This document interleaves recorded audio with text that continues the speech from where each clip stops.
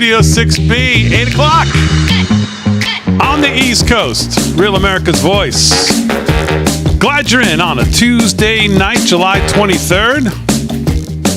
Slickster's here. He's going to do some sports. Slickster, how are you? Doing good, Big D. Rocking and rolling on a Tuesday night. Hey, me and you got the memo there on the color almost. Absolutely. Looking good as you always do. David Zier's in the house. He's going to do some news. Mr. Zier, how are you? I am living the dream on Facebook, apparently. It sounds like you are. The Bitcoin Baron himself, another successful, I saw your post today, another successful client. Bit by bit. Yes, for those of you who don't know out there, my Facebook account I think everybody knows at this point. Everybody knows, was stolen. Yeah. And apparently I'm making people rich all over the world. Yes, you are. I bought a Porsche today, so nice. Congratulations. Yes, 9/11? Yeah. Congratulations to all of them. Yeah. So. But a lot going on.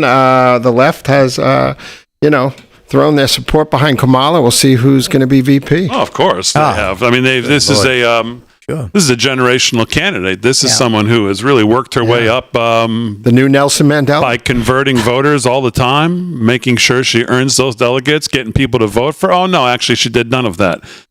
Democrat voters out there, do you really feel part of the process? Really feel like you've had a really good hand in this? Have you feel like you really got your thumb on the pulse of democracy here? As the installation, after all the knives are gone because they're all basically stuck in Biden's back now. The Chuck Schumer out there today embarrassing himself, almost wetting his pants with excitement. Did you see him out there? Yes. I mean, just embarrassing. Totally embarrassing. What'd you say, Fran? Oh, you have it? Okay. Just embarrassing himself out there with the speech he gives. That something to the effect of, I don't know, we have a clip of, I don't know what clip this is, but here's Schmucky out there. Now that the process is over. Well, what process? There was a process? Process is over. The process of what? Shoving Joe Biden down the stairs? Oh, man. While he's not looking? What do you mean? What process is over? Come on. Jeez. And then I don't know what clip this is, but it led to this. Cut one. Roll that, friend. So now that the process is played out, there it is. From the grassroots bottom up, we are here today to throw our support behind Hold it for a second. The process has played out from the grassroots up. Grass. What? Smoking grass. Yeah. What process has played out from the grassroots up? Is this like a top-down, middle-out nonsense with Biden? Kamala said she inhaled. What is he talking about? Again, Democrat voters, do you feel like you've had a big, real hand in this grassroots movement for your candidate who's never got a pledged delegate in any time she's ever run? But no, you had a process. What process? There was no process. I mean, you owe process. You didn't even have zero process. You had less than zero process. You owe process. But the process is played out. You can leave it up, friend. Let's play it again. The Schmucky says. We are here today to throw our support behind Vice President Kamala Harris. I'm clapping. You don't have to. That is cheesy. What a dumbass. I mean, geez, what a doofus. Yeah. Debbie Stabenow in Michigan said she told Andrea Mitchell she hasn't seen this kind of enthusiasm since Obama in 2008. That was an enthusiastic run. Oh, that was. Mm-hmm. Oh, yeah. Of course. And if you don't see it that way, you're a misogynist. You're a homophobe. You're a racist. You're a whatever. If you, of course, if you don't see it that way, that's the way it's going. I heard Jen Psaki today, former spokes idiot there, over spokes idiot number 1 before spokes idiot number 2 took over. Now she's over at MSNBC, of course. I heard her today. Well, she's got all the buzzwords: misogyny, and racism, and sexism, and we heard last night, if you don't pronounce her name right, that's that too. So no, they've got all the messaging in the media. The media's more than happy now to get back to, well, the media you've always known. They're back to dehumanizing Trump here. I mean, 9, 10, 11, 12 days here, whatever it's been, is enough. That's enough of that. That's now way past time where we're going to... That's it. The Secret Service director was the last time you're going to see the Democrats even be remotely cognizant of an attempted assassination on the former president. That was it. Now that she's gone, We'll talk about that a little later because that really should not be the end of the problems for her. It's just she should not be resigning and waltzing off into the sunset. But anyways, the media is back to, well, being the media that you despise. They're going to be all in on Harris, on what a generational candidate she is. And anybody who says anything to the contrary is, well, some name that they have conjured up for you. Rosie O'Donnell said democracy may be over by Thanksgiving. Well, I wonder, is this, Like a career. Yeah, like That's already over. like, what does that mean? Why Thanksgiving? because she thinks Because Trump's she going to thinks win. she's going to lose. Well, I mean, it's not like voters. It's not like voters in past have said, "Oh yeah, this is our girl." I have as many pledged delegates as she does over, and I've never run for anything. I mean, she's one of the more unlikable people ever. I mean, I don't know if you had to choose who's more unlikable, her or Biden. I mean, Biden has more of a track record of being such a jerk, so I guess you have to go with him because he's been around for 140 years. And he's always been a nasty old guy. But she's no bargain either. I mean, she is just absolute. There's nothing about her that comes across as genuine or likable or anything you could attach to. Or she just checks a box for them right now. And they have nowhere else to go. They have no other choices. So in essence, they're going to make the best of being stuck with her. What can they do? But when you have the media, I tweeted this today. I saw a poll today that has, you start to see the number. Oh, look at this excitement. She's up with young people, 62 to 34 over Trump. And she's up overall. There was a poll that has her up overall by plus 15 in the general today. So, I mean, the polls are just, such an absolute total waste of time. You have a story later. Reuters has her ahead, but they failed to say that they sampled 426 Democrats and only 376 Republicans.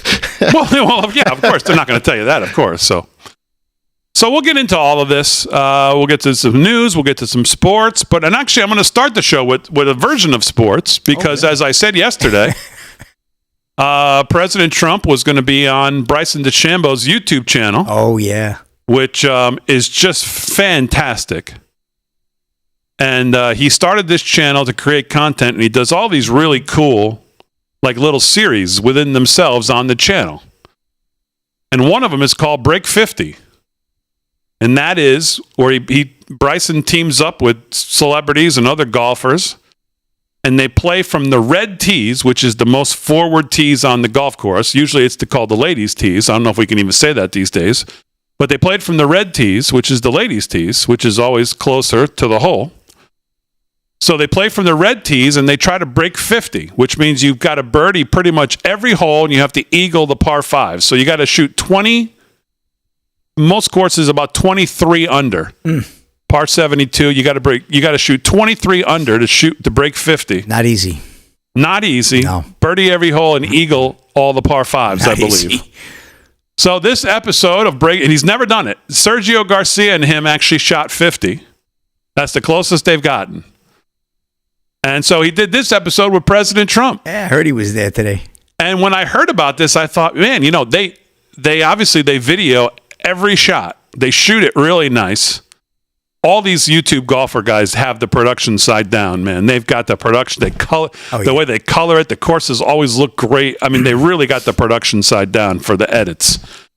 But I was thinking, man, we're going to really find out if Trump's the real deal here because they're going to shoot every shot, and you're going to see in real time how he plays. And man, I'll just tell you, I could not believe. I watched the whole episode as soon as it dropped this morning.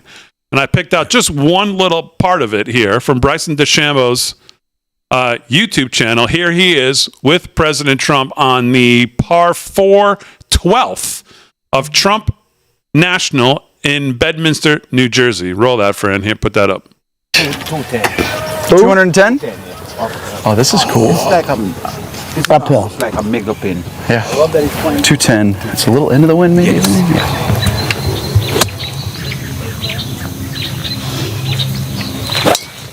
Whoa, right on the line. Look at that. Oh, yeah. Get up there. Get up. Yes. He's good. He's getting high. Way to go. By the way, partner, do I even have to hit? Oh, my gosh. Okay. He was walking it in. 7-iron. Trumpet driver. He's hitting 7-iron. Yeah, well, this guy's an animal. Oh, be good. Man, is that good? Be good. Oof. Wow. Okay. I'll take that all day. Those are 2 great shots. 7-iron level. I'll tell you, when you're uphill, it's much longer. It is. You know, it's But you hit a great drive there. 215. I played it like 220. Yeah. That was kind of my thing. 210 to play 220. Do a nice driver on the green. Should be good. And then I had a nice 7-iron up there. You've hit it inside me a couple times today, I don't know. actually. This could be, but I don't know. Because Yeah, we'll see. Oh, look at that. I think you might. those are 2 good ones. It was more at the pin, but I think you might be closer. Can you believe that? who's closer? Oh my goodness. What a shot. Nice. That's great. Well, eagle opportunity. Yeah. When you get it own back. the course, by the way, you can drive your cart wherever you want. Yeah, no 90-degree I rule. think the president hit inside me. This is one of the greatest shots I've seen in a long time. Drove it to 4 feet. That's unbelievable. President just getting out there to hit. Boom. Look at this. There you go. Eagle. Nice. Eagle. Where's Joe? He just walks off like a boss. Walked off like a boss, making eagles on par 4s, just driving it, tapping it in. That was a big one, huh? That's the first eagle that I didn't contribute to whatsoever.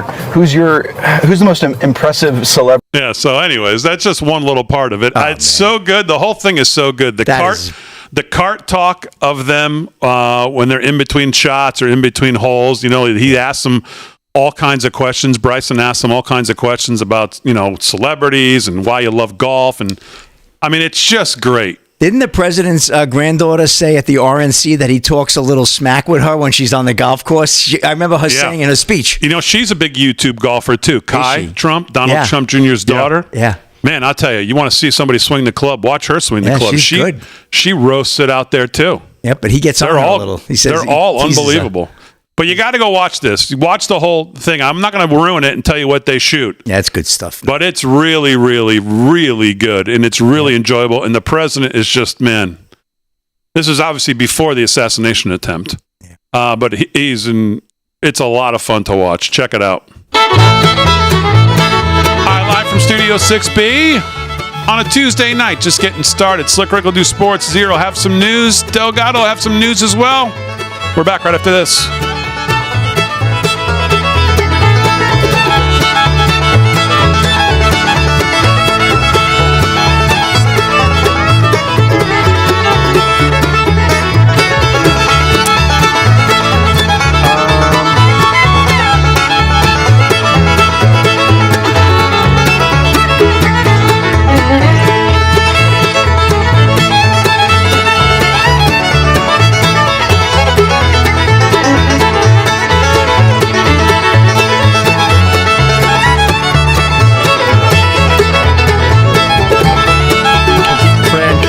It's Dave.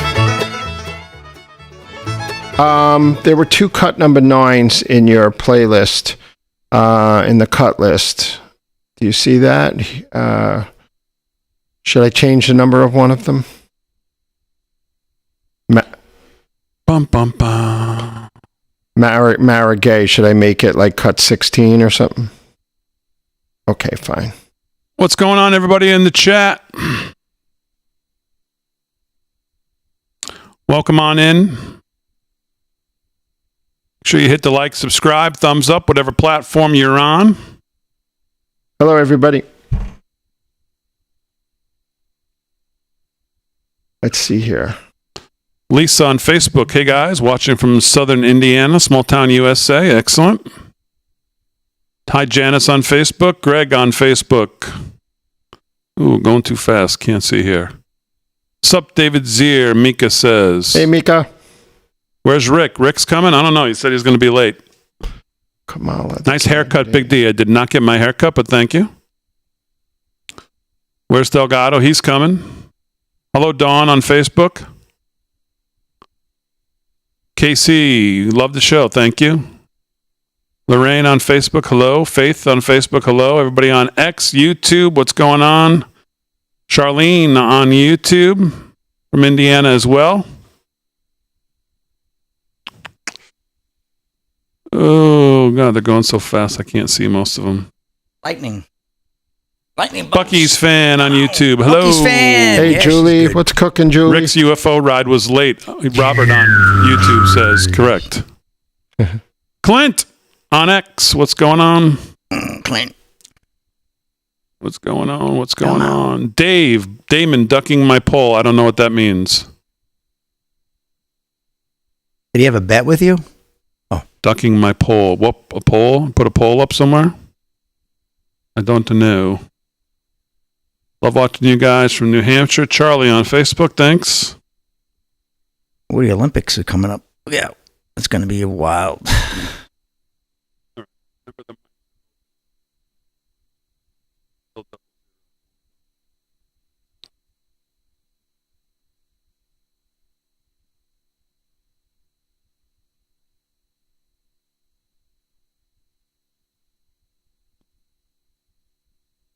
I will do sports here, Slick. Yeah.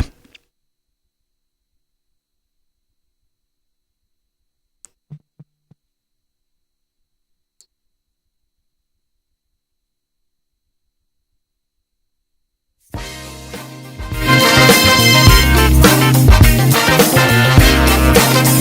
right, 17 past the hour. 17 past the hour, live from Studio 6B on a Tuesday night. Real America's Voice. Glad you're in. Slick's going to do some sports. Delgado will be here. He's going to be a little late, but he'll have some news. David Zier's got some news as well. Glad you're in on a Tuesday. Lots to get to. Joe Biden actually made some appearances today, so we have proof of life. Supposedly he's now tested negative in COVID as well, I saw. Oh, that was quick. So the president is back at the White House, and I guess he's going to speak tomorrow night. We'll be covering it. Trump has a rally tomorrow night. We'll be covering that as well. So busy Wednesday on Real America's Voice tomorrow night. Make sure you tune in. We'll get to a bunch of stuff here. Top 30 reasons Kamala Harris would be a terrible president. Jordan Boyd over in the Federalist today. We'll get to that. Only 30? Well, that's, I guess, what they could fit on the page. And really, the story of today that caught my attention, that I'll get to later in this show. I just feel like it's not getting as much attention as it should. I mean, it just talk about reeking of just the utter corruption that we know is there, and the media carries water for them. And the what's going on at the Justice Department and Biden administration and the hand holding and the well, we'll get to this story. This headline is just unbelievable. Just unbelievable. So I'll get to that a little later. Opinion in the Wall Street Journal by Matthew Hennessy. Democrats will pay the price for the Biden big lie. If I have some time, I'll get to that as well. But let's do some sports at 18 past the hour. Sports is brought to you by Mike Lindell, MyPillow. LFS6P is the code to use if you're going to shop at MyPillow for a birthday or for your own, whatever something you need for the house. Mattresses, pillows, slippers, towels, all great stuff from Lindell. LFS6P is the promo code to use when you check out. It's a great savings. Slick Rick, what's going on? All right, let's head down to the great state of Florida for some baseball score here, Big D. The Marlins right now lead the Orioles 6-3, bottom four. Pirates right now trailing the Cardinals 1-0 in Pittsburgh, top 7. Bottom 6, Guardians over the Tigers 3-2. Padres blanking the Nationals 3-0 in the bottom of the 7th. End of 4, Yankees right now over the Mets. Little Subway Series action tonight, Big D, in the Bronx. Yankees they got the edge right now, but it's early. Rays over the Blue Jays 1-0, bottom 4. Rain delay for the Reds and Braves. I think it's a rain delay for the Reds season, but that's another story. We'll talk about that another night because you know I'm a diehard Reds fan since I'm a baby. Phillies and Twins, no score in Minnesota. Top of the 3rd. No snow there yet. Rangers 2-0 over the White Sox. Bottom of the 1st. Cubbies and Brewers, another rain delay out in Wrigley in Chicago. Diamondbacks 1-0 over the Royals. Top of the 1st. Later on, 8:40, first pitch in Colorado. Red Sox being hosted by the Rockies. We have the Angels out in Seattle on the West Coast. 9:40, first pitch. Astros visiting the Athletics in Oakland. That's at 9:40 as well. Athletics will be moving out of town soon, heading to Vegas, Big D. And then we have crosstown rivals, whether it's the Polo Grounds and Brooklyn or it's San Francisco and the Chavez Ravine. The Giants taking on the Dodgers out in L.A. 10-10. First pitch for our friends out on the West Coast. Get to a couple of stories. Well, Big D, you know the Olympics are just around the corner. I know you've been waiting for the Olympics, right? You got all your shirts and your flags. You can't wait. You're all fired up, right? Who are you rooting for? The Netherlands to win everything? I don't know. But here's one for you. Olympics. I always root for the U.S., but even though, some of the people who represent the U.S. don't actually...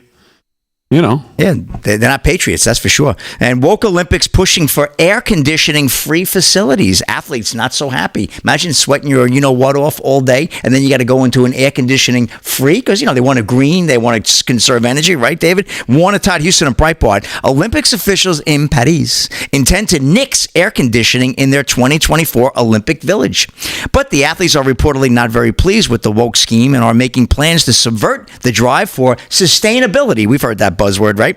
Officials are planning what they'll call the greatest ever games. For this year's Olympics, they have opted not to install air conditioning in the residences where the athletes will stay while training and competing in this year's international games. Instead, engineers devised a different cooling plan, which consists of pipes of running water lying under the quarters floorboards. That'll work. This village was designed to avoid the need for air conditioning even in very, very high temperatures to maintain comfortable temperatures, Paris Mayor Anne Hidalgo said, according to NPR. But more than 5,000 French citizens having perished from last summer's extreme heat wave, some athletes are worried that the watery pipe scheme may not keep them comfortable while they try to focus with their minds on the games.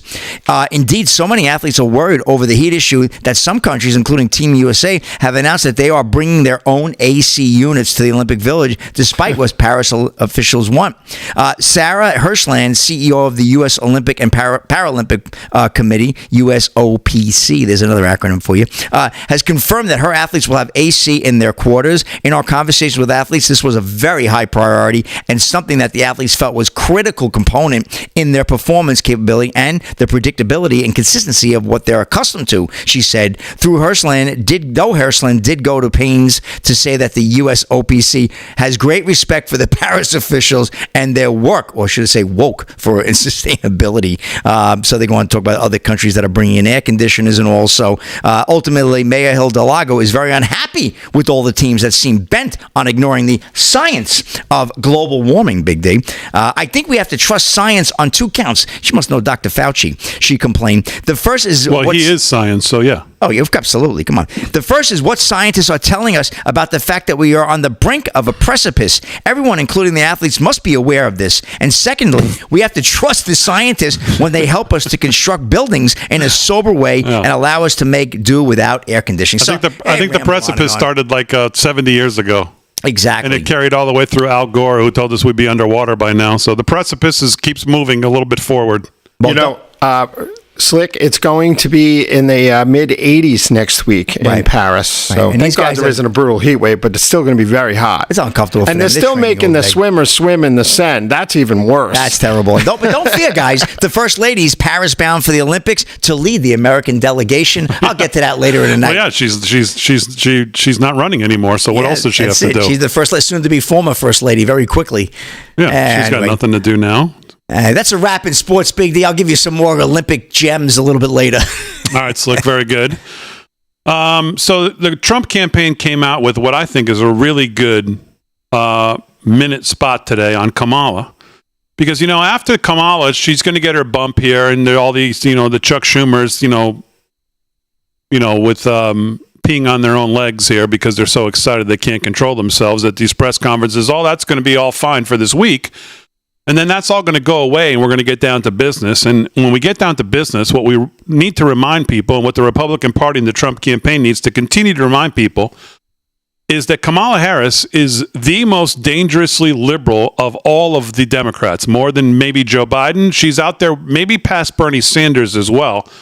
And that's what the messaging has to be. The messaging has to be that the policy, the person, not the personalities and the and what check boxes they all check, and first this and first that and female this and black that and Indian this. None of that. It's got to be about her, the policies, and how dangerous her policies are. Here's a spot that the Trump campaign put out today. If you thought Joe Biden was radical, just wait until you get to know Kamala Harris. She's dangerously liberal. I am Kamala Harris. My pronouns are she and her. You know, for far too long, the status quo thinking has been to believe that by putting more police on the street, you're going to have more safety. And that's just wrong. You're confident this border's secure? We have a secure border. We're not going to treat people who are undocumented across the border as criminals. That's correct. People who are convicted in prison, like the Boston Marathon bomber, on death row, they should be able to vote? I think we should have that conversation. Abolish ICE. Yeah. Is that a position that you agree with? Listen, I think there's no question that we've got to critically re-examine ICE, and we need to probably think about starting from scratch. Alexandria Ocasio-Cortez's new darling of the party. She 60 Minutes this weekend proudly calling herself a radical, and she's promoting policies like saying that every single carbon emission in the country, every car, should be eliminated within the next 11 years, everything from a 70 to 80% tax rate. Do you agree that she could possibly, in this ideology of the socialist left, could splinter your party? No, I think that's fantastic. Yeah. And that's what the messaging needs to be. Because that's what it is. Dangerously liberal. All right, live from Studio 6B, we're back with news with David Zier. Rick Delgado will be here soon. We'll do some news with him, some other things to get to. On a Tuesday night, we're back right after this.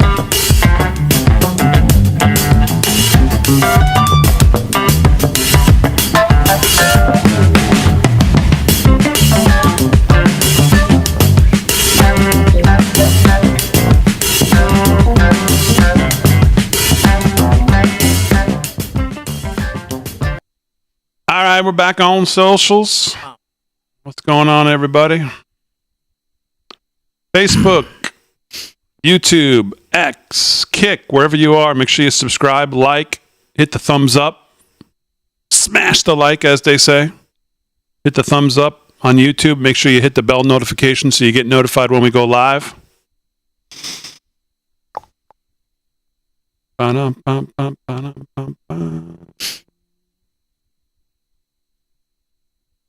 Bucky's fan, I smashed that like button. Thank you very much.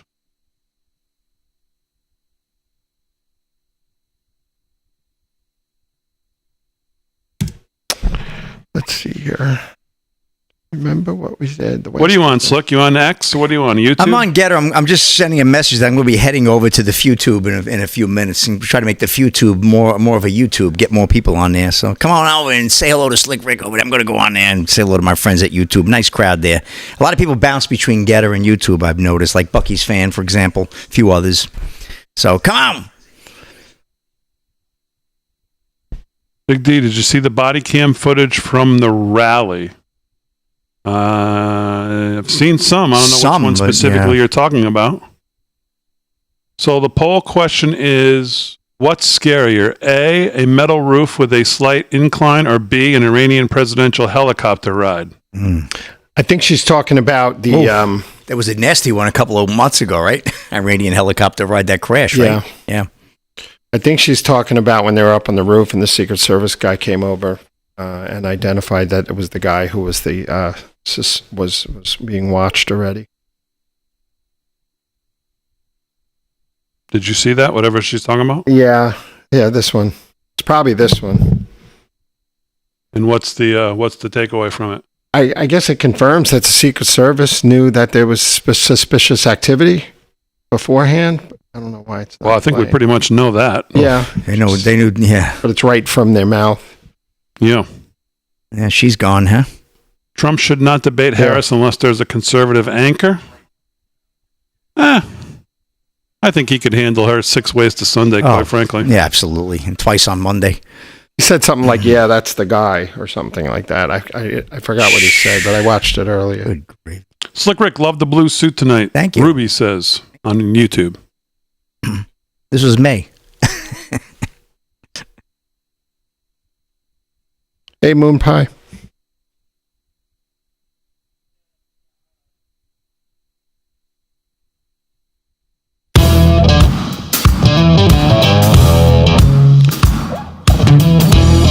30 minutes past the hour, live from Studio 6B on a Tuesday night. Real America's Voice.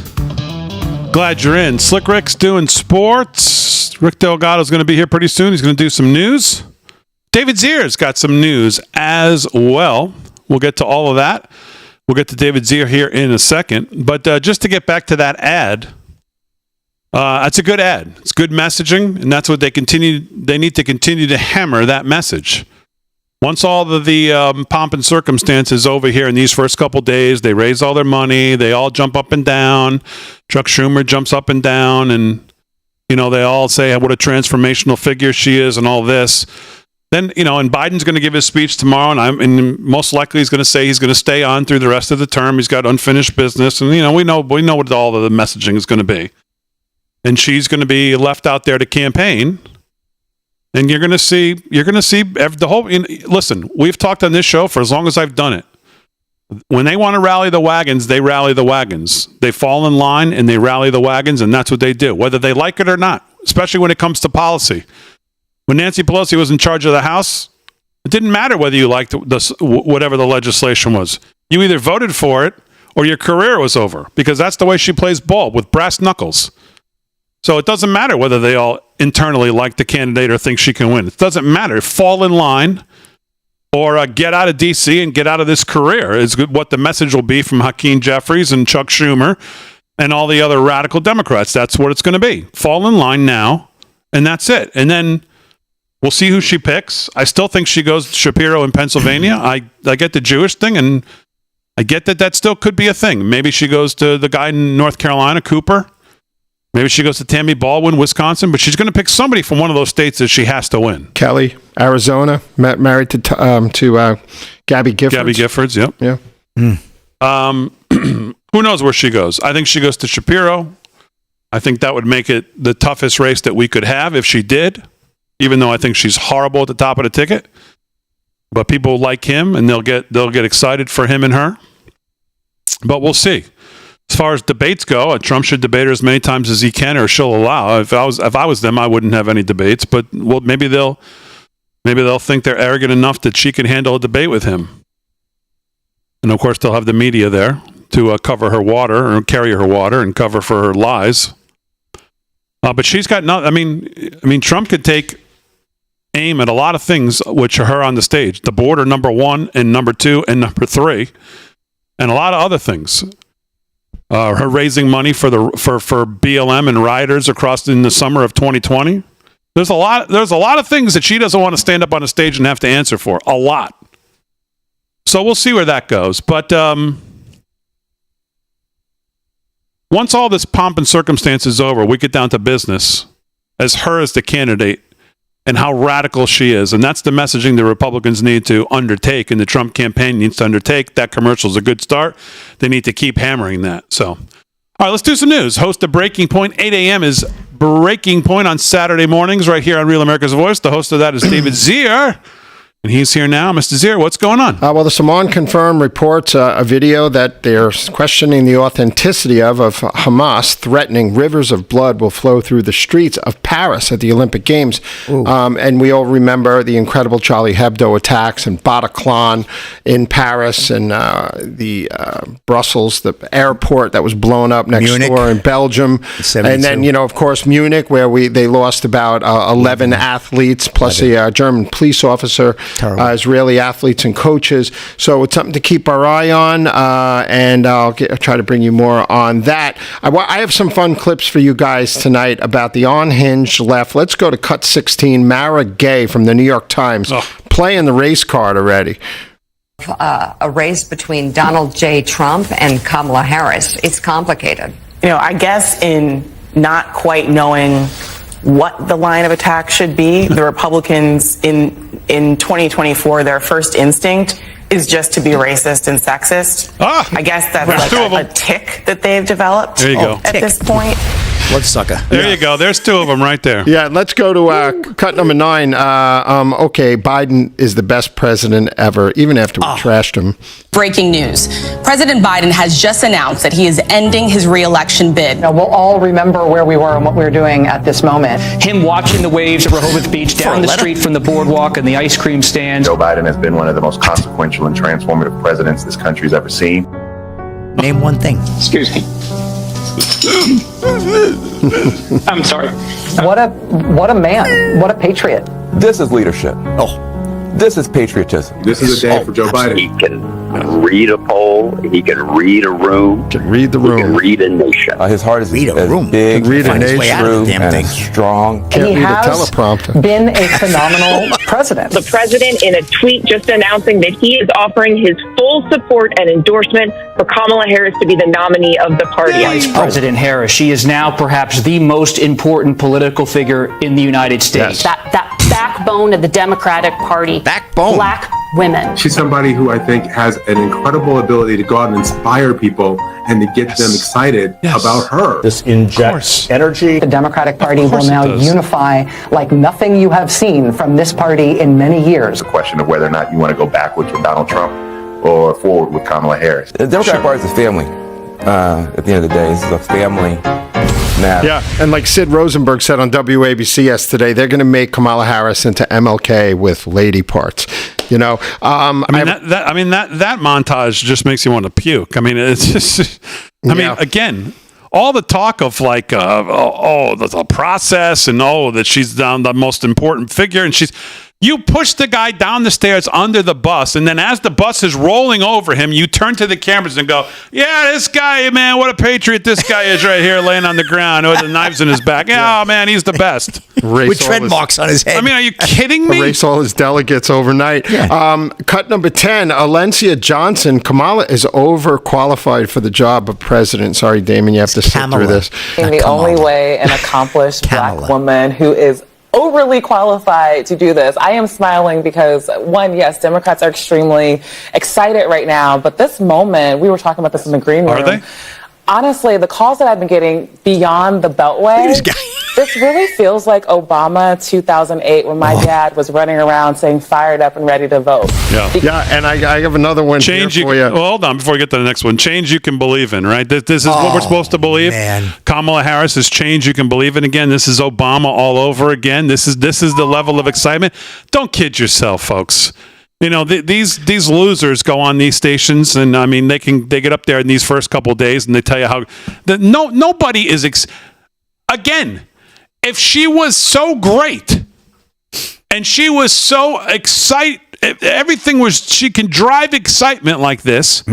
Why is it she pulled skim milk every time she was on the ballot and gave voters a chance to recognize how transformational she was? Yeah. Well, they didn't see her great works. I mean, if she was so exciting, why wasn't she exciting 4 years ago? Why wasn't she exciting every time she's run? Why can't she make it to Iowa if she's so exciting? If she's so transformational? If she drives such excitement in people that they can't control themselves, like Chuck Schumer today? Well, nobody claps but him, loser. Why? Because she's not. The American people have had their chance to speak, and nobody has voted for her when she's been up. No one. Tulsi Gabbard destroyed her in the primaries. That's why she was gone before she was even there. But now, so excitement she's driving. Give me a break. Yeah, and this is Kamala for you. Cut 13. Black people aren't treated as human beings in America. Cut 13. Because the reality is that the life of a black person in America has never been treated as fully human. And we have yet to fulfill that promise of equal justice under law. I mean, listen. You can go back through the video archives of history, and you can get comments. Again, going back to that commercial that I just ran, that the Republicans came out with, the Trump campaign came out with today. She is as radical gets. She's out there she's out there at the Bernie Sanders, Obama, Saul Alinsky wing of the party. Yeah. She's not going to listen to Bibi because she's out there raising money for Hamas. She is as radical as they come. And the Republicans would be wise, and the Trump campaign would be wise to focus on that radicalism and get past all this hoorah nonsense about how exciting everybody is about her. Because she has a history, she has a past, she has legislation, she has the Brett Kavanaugh hearing. There are so many things you can go back to. And what all adds up to absolutely a horrific candidate in horrific positions. She's absolutely banning fracking. Hello, Pennsylvania? Hello, voters? You can go back and get all the policy positions. They don't ring true with most of this country. What else, David? Biden said he was going to ban fracking also. I have more for you coming up. I just wanted to throw those out there. And that's what the state of our Democratic Party is today. Yeah. All right, very good. We'll do some more news with David Zier coming up. Mr. Delgado, welcome to the show. How are you? I am good. How was your day? Pretty good, I would say. Even better after hearing Kamala talk. She's wonderful, isn't she? She's a delight. Incredible. Bless her heart, as Fun they for the say whole down family. south. Well, this is Obama all over again. Yeah, did you hear the last clip we played on CNN? This is the feeling my father had when Obama was running. Yeah, Stephen Colbert was talking about getting chills. He was getting chills. Him and Matthews. Kind of like running up Chuck his legs. Schumer was wet today. He was so excited. Yeah, he was so excited. Nobody else was in his little speech there. Yeah. Just But did you hear Chucky this morning? Yeah. Now that the process is over. Yeah, the people voted. What? You didn't What know process? That's how democracy works. Yeah. Well, they're big stewards of democracy, Yes. you know. So it was. It's good to see that they all coalesce behind and get behind Kamala, probably the best candidate we could hope for outside of Joe Biden, because she is a disaster waiting. I'd give it. Now she's going to be on the road a lot. Oh yeah. So don't worry, because the hits will start coming and coming soon. And I'm talking about the word babble, the word salad she's known for. Because you can only put so much lipstick on this pig before it starts to stink. And believe me, she will stink. As you pointed out, Tulsi Gabbard kind of just laid her out right there on national TV. So I can't wait till these start happening, because it is inevitable. This is why they did not put her out there, because they know what kind of candidate she is. That's why Biden didn't want her anywhere near campaigning. Yeah, I think he sent his wife out more than he sent out the vice president. Right? Yeah. So, I don't know. Should be fun. No, she's a liability. Wife's going to the Olympics, Slick Rick said now. Yeah, she is. Because, I mean, what else does she have to do? What else does she have to do now? She's now not campaigning anymore. I guess she can... she's not running for re-election. Nope. I guess she got a week off of the Visiting Angels gig that she's gotten. She's over in Paris now. Well, she wants to support Paul Pelosi. He's doing the hammer throw. Buzzer to 207 said the bus that they ran over Biden with, was it electric, basically? Yeah. It was. Sure, maybe it was. What else? It was a yellow... But he's great, though. Oh, man. This guy's great. Oh, he's just such a team player. Back it back over him. Back it back over him. He's a team player, though. All right, live from Studio 6B. We're back. Right after this.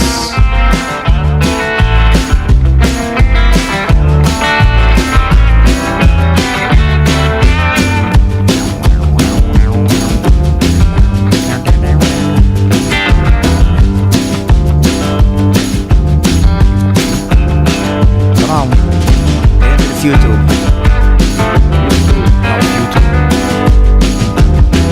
Get this thing up to 5,000 by the end of the year. Maybe 10. We got 700. Come on.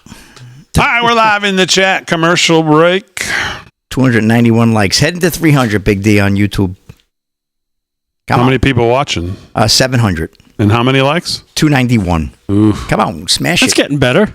Come on now. We need to get those I mean, numbers you gotta up. stay positive. Stay positive. Hey, Big D, time to finish the process and pay up the bet. Pay up what bet? Oh, yeah. These people are onto you. I didn't lose, so I can't pay something I didn't lose. Come on. Oh, you lost. You lost. Because they didn't do anything. He did it. Yeah. Okay. Stop. Yeah, they didn't do anything. Yeah, They didn't have a little conversation, a little negotiation. You don't remember Nancy Joe woke up Pelosi? and said, I'm done, huh? Nancy Pelosi saying, we can do this the hard way or we can do this the easy Right. way. Nancy yelled at him. She made I'm him going an to say offer the same thing to you two. Yeah. Did you say YouTube? On the Rumble. The Rumble. Let's go look at UFC at the Sphere. How much are the tickets? Inside. I want to be inside, not No, what are we going to see? UFO's going to drop you on the roof. What are we going to see? What's my friend's ticket place called? Chitty Chitty Bang Bang? What are we going to watch? What? I said chitty. I didn't. Don't get crazy. Well, we're in break. You can say whatever you want. That's right. Yeah. Just the same. Just don't call me late for dinner. All right. September. What is this? What's up, Rick? All right. The worst seat just to get in the house is $2,538. Oh, come on. That's tip money for you. Just to get in the house. Where? Cheapest ticket at the Sphere is $25.38. For what? And to see anything, right? That's section 404. You got to bring binoculars. I heard there's not a bad seat in the house. His house. 25. He's talking about his house. That has got to be unbelievable. He's going to let us watch TV at his house. They're going to play the Super Bowl there this year? That's crazy. David Zia, come in, please. David, that thing doesn't work right, does it? Come in, David Zia. Your good filter is making noises.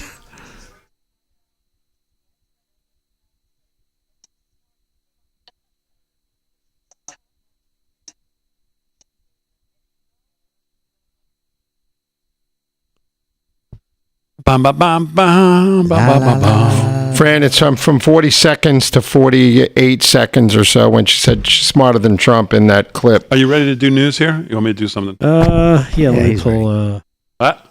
pull something up here. I'll do something first.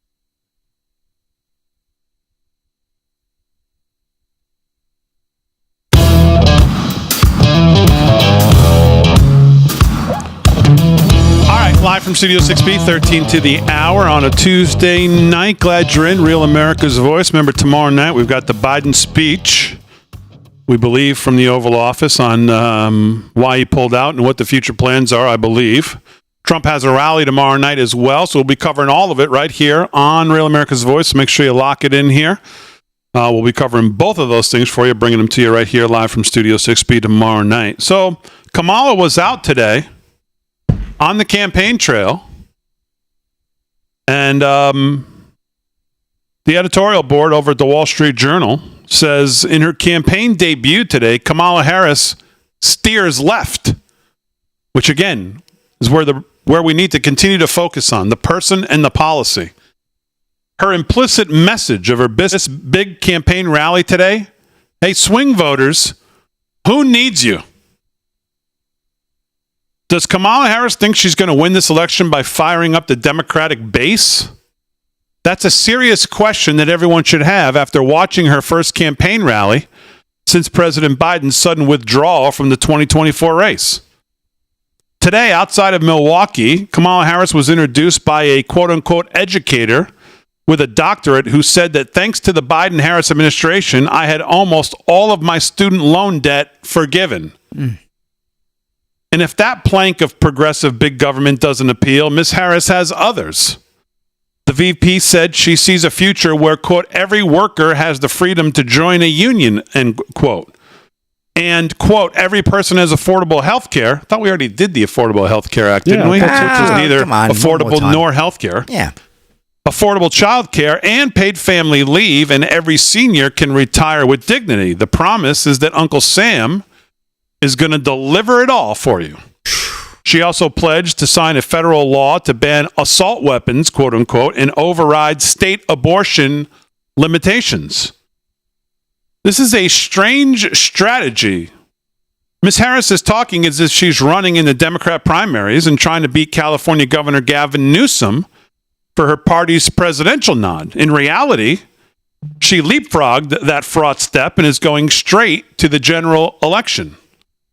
Mr. Biden's abrupt resignation has handed her the great gift of the presidential nomination without the necessity of having to appeal. Well, I mean, come on, who needs to do that? To Democrat primary voters. Ms. Harris might enjoy more freedom to maneuver than any major party nomination in a generation.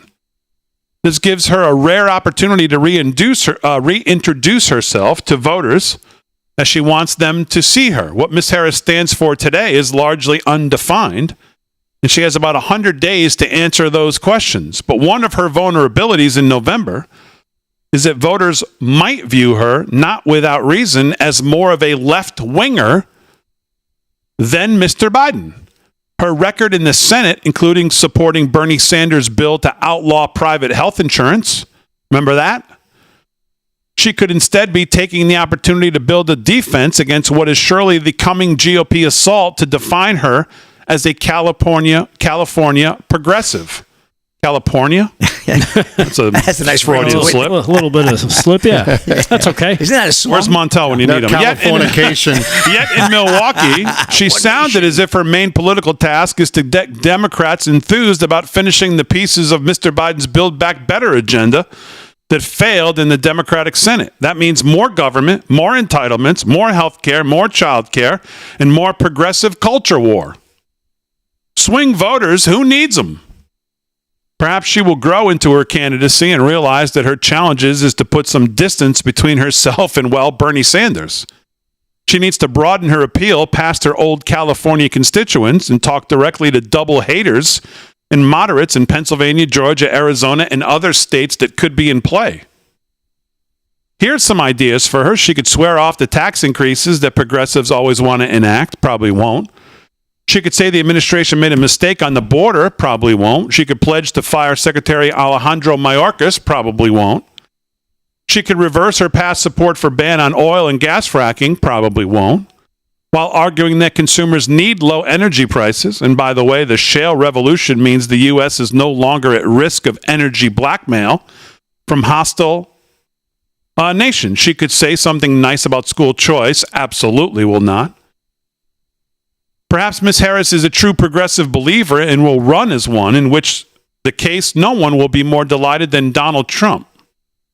She also said in Milwaukee today that she'd stop Donald Trump's extreme abortion bans while claiming that Mr. Trump is planning to cut Social Security and Medicare. All three of those are lies. But if voters don't believe this, given how prominently Mr. Trump has moved the GOP on abortion and entitlements to the center, what does Mrs. Harris have left? You know, that, today in the Wall Street Journal. That gym in Milwaukee, they were saying thousands of people were there for her. I don't think that gym holds thousands of people. It's a high school gym.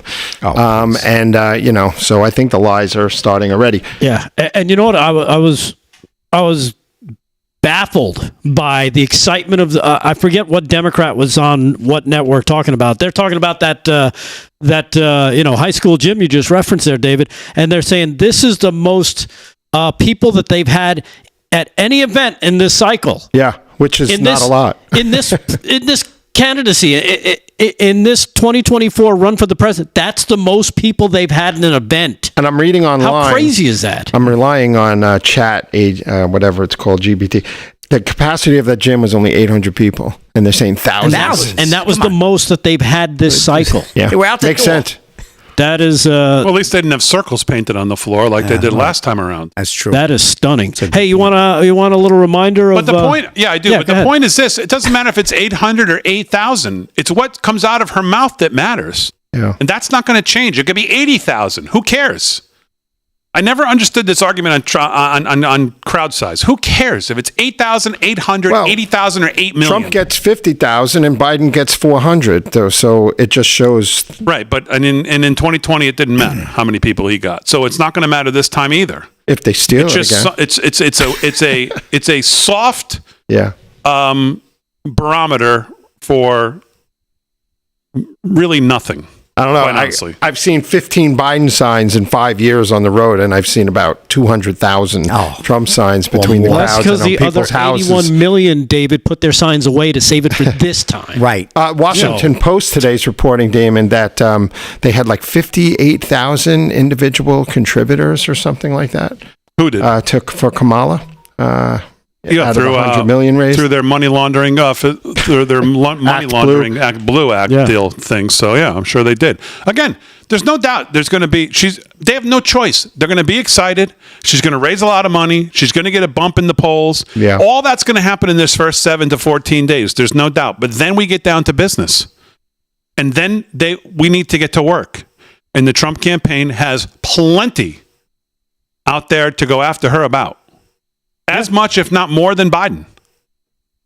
So, and they need to do it. As a matter of fact, here's a cut put together by Maze Moore talking about just such a different. This is cut number 14, where you can see the difference, the contrast between Kamala, the candidate. Am I saying that correct? Kamala or Kamala? Kamala.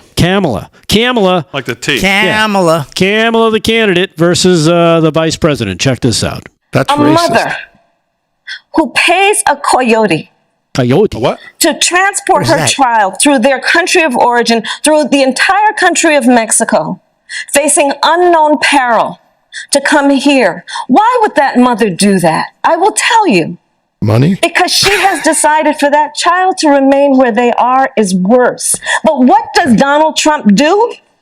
He says, go back to where you came from. That is not reflective of our America and our values, and it's got to end.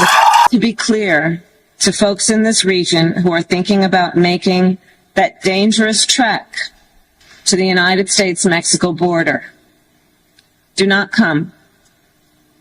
Do not come. And I believe if you come to our border, you will be turned back. So, I don't know if she forgets that video is a thing now. Yeah. But we have plenty of it. Oh, we got plenty from now. No one ever accused them of standing on their convictions hard. Let's put it that way. All right, hour 2 coming up live from Studio 6B. News with Delgado kicks us off when we get back right after this.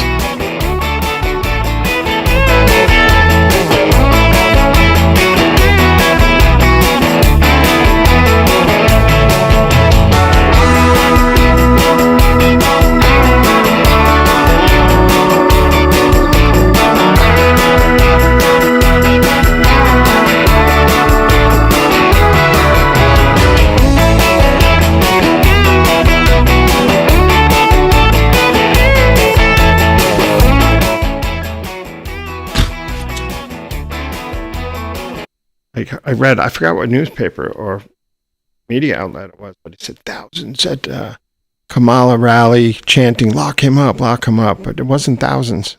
It's like total BS. Yeah, 800, 600. Even if it was 1,000, it's still 3% of what Trump gets Dude, on do you average. realize that Sheila Jackson Lee died? Yeah.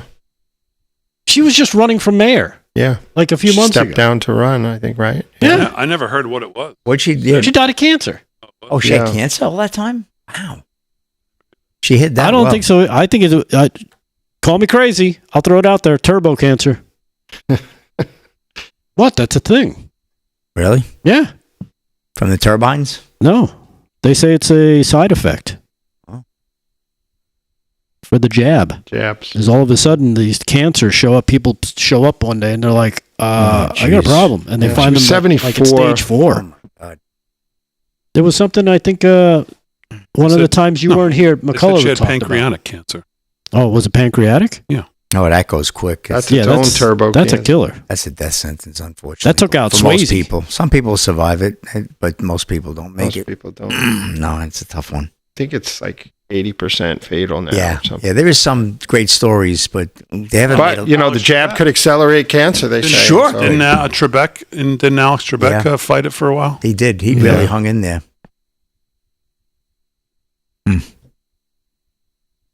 Cancer is no joke, boy. No joke. You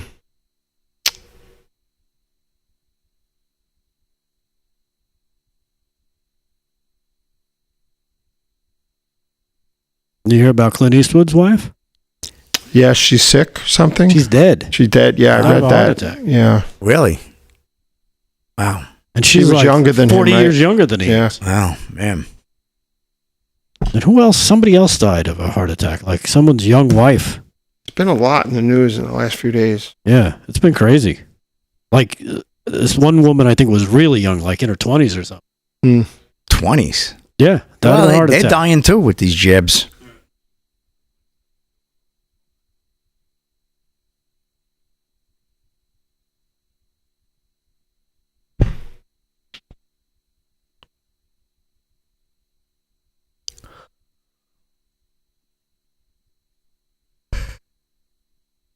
Okay.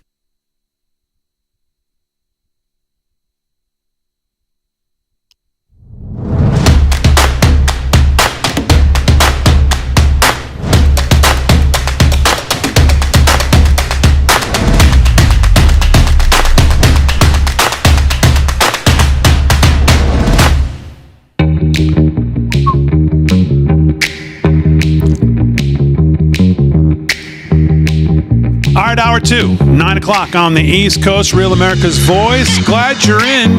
Live from Studio 6B. Slick's doing sports. Delgado's got the news. David Zier's got some news and clips as well. Glad you're in on a Tuesday night. If you're watching it on social media at LFS6B, make sure you follow us on all our social media channels. Make sure you head over to livefromstudio6b.com, where you can find all of our shows, all of our news, all of our merch, everything. The mothership, livefromstudio6b.com. Make sure you sign up and become a member as well. Absolutely free. Takes only about 5 minutes, not even maybe a minute. Sign up as a free membership over there. We send out, all kinds of good stuff once in a while. Coupons to the merch, free shipping codes, all kinds of stuff. So go to livefromstudio6b.com. Make sure you sign up over there as well. Lots to cover in hour 2. Well, let's do some news and sports, since I skipped sports in the last segment. But let's do some news. Now that Delgado's here, we'll start with that. News is brought to you by 7 Cells. Rick Delgado's got it. What's going on? All right. Well, did you guys cover Kim Cheadle? We have not covered it yet. We just talked that she's out, but we haven't gotten into it. Okay, well then I'll rip this right out of... I just said that I hope that this is not, she's not allowed to just walk off into the sunset and be done now that she resigned. This should not be the end of this.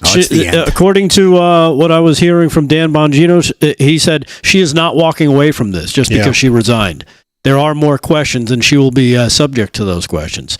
According to this, just the news, John Solomon reporting Secret Service Director Kim Cheadle resigned earlier today. I think it was around 10:30 when the news came out. Yeah. Amid backlash of the agency's security lapses that allowed a sniper to open fire from a rooftop near the July 13th campaign rally for GOP presidential nominee and hopefully future President Donald Trump, killing 1 and wounding 3 others. Cheadle's resignation followed bipartisan calls for her to step down, and after intense questioning on Monday, and it only continued today. The oversight hearing continued today. The calls grew as committee members heatedly exclaimed she failed to answer the questions at the hearing. House Speaker Mike Johnson said earlier today, I should say, that the resignation was the right decision. He said it's overdue. She should have done so at least a week ago.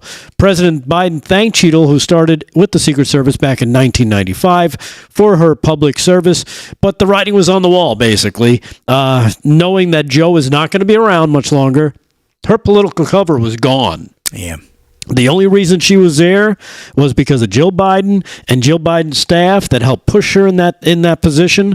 And now that he's stepping down from running and campaigning for a second term, her political cover is gone. So she stepped away. Again, this does not absolve her from any of the problems or the lies that she may have told yesterday while under oath. We'll see what comes of that. But an interesting development nonetheless, because, again, it's something that probably should have happened at least a week ago. Didn't Biden praise her for her services? Oh, of course he did. Right? Yeah. She was fantastic. He didn't. And he didn't remember. She resigned. He didn't fire her. Right. No. Because he doesn't have the ability to fire anybody, it seems. He doesn't fire great anybody. Job, she said. It's a good point. Right? That's good. Yeah, so she gets to keep her pension and all that stuff and all the goodies that go along with it. So we'll be paying for her lifestyle from this point onward, which seems fair. Yeah. Not really. What else do we have going on? Here's a little bit of right back at you. This coming out of where is it? Oh, change the story on me. Black Lives Matter, I should say, says Democrats are the party of hypocrites for installing Harris sans the public voting process. You know, the rent of violent protesters known as Black Lives Matters, the left-wing organization, is resisting the installation, they're calling it, of Vice President Harris as the presumptive Democratic nominee, and are calling on the Democratic National Convention to create a process that allows for public participation in the nomination process, not just a nomination by the party delegates. I thought they did this. Didn't they do this for the last 6 months? They went through. Oh, that's right. They disregarded what the public wanted. In a statement earlier today, the group, which rose to prominence, of course, for burning down many cities across the country in 2020, said the 24-hour process of talking to party bosses is not democratic, nor is it a process Democrats should be proud of. For weeks after his disastrous debate performance last month, internal party pressure mounted against President Joe Biden to drop out of the race, and Sunday he did just that. Abruptly, over the weekend, Biden dropped out of the race, and through his support for Vice President Harris atop the ticket overnight, the Democratic Party coalesced around her, winning enough delegate support to secure her the nomination at the DNC convention in August. But the BLM is saying, boo, we don't like that. We would like you to do something, well, that, encompasses what they like to call democracy. So there you have that. I don't know if you caught this as well. Maybe this has been the plan the whole time. We don't know. Let's take you back a little bit in time to cut number 15. Here's Joe Biden talking about what might happen, and maybe it would happen. But I don't think he thought it would really happen. Cut number 15. And I told Barack, if I reach something where there's a fundamental disagreement we have based on a moral principle, I'll develop some disease and say I have to resign. We don't have that. We haven't, and we discussed it. A little interesting tidbit there, huh? Yeah, what disease? As now we're kind of left in the lurch. It's like, well, what's going to happen? I know he was seen coming to the White House today. Did he actually speak? I mean, the issue is that anyone who watches him for 30 seconds doesn't believe that he's making anything up. Right. Because he's so clearly, infirmed that, you know what I'm saying? Right. But he's making a speech, I guess, tomorrow. Yeah. I know he didn't talk to anyone getting onto Air Force One. He didn't, right? They were yelling questions at him. Something, but then he just... Exactly. Yeah, they said, why'd you drop out of the race? He smiled and turned to the right. I was wondering if he knew he dropped out of the race.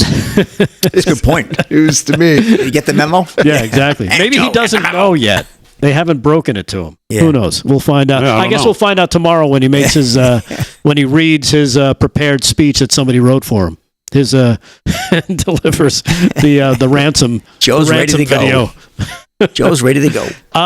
A little prophetic here. Cut number 2, taking you back some time. I don't know if you guys remember. I think we played this back in August of 2022, when we were having these discussions that Joe will not be the next nominee. I know we were talking about it back then, and here's why I bring this up, because I sent this to Gio. Remember him? Gio. Oh, I love Gio. He used to do all the cuts for us and run the show. He actually, I sent this to him directly as well. This is cut number 2. Here's President Ford explaining how the U.S. will probably get its first female president. And listen to it for yourself. Cut number 2. Mr. Ford, what advice would you give a young lady wanting to become president of the United States? Well, I hope we do have a young lady at some point become president of the United States. I can tell you how I think it will happen, because it won't happen in the normal course of events. Either the Republican or Democrat political party will nominate a man for president and a woman for vice president. And the woman and man will win. So you'll end up with a president a male and a vice president, a female. And in that term of office of the president will die. And the woman will become president under the law or Constitution. And once that barrier is broken, from then on, men better be careful, because they'll have a hard time ever even getting a nomination in the future. But that's the way it's going to happen, and I think it'll probably come sometime in the next 4 or 8 years. And that young lady's about 40 years old now. Yeah, exactly. Yep, amazing. And she probably can't define what a woman is, so who would have known? As Gerald sits there and talk about male and female and this, and here we are today. And he was a winner. She's got to be like 55 today or something. Well, it was 35 years ago, right? Yeah. 1989. Yep. She was probably, the video was 89. So I thought it was older. 5, maybe 7 years old, young lady, right? Maybe 45. Yeah. Let's give her 10. Yeah.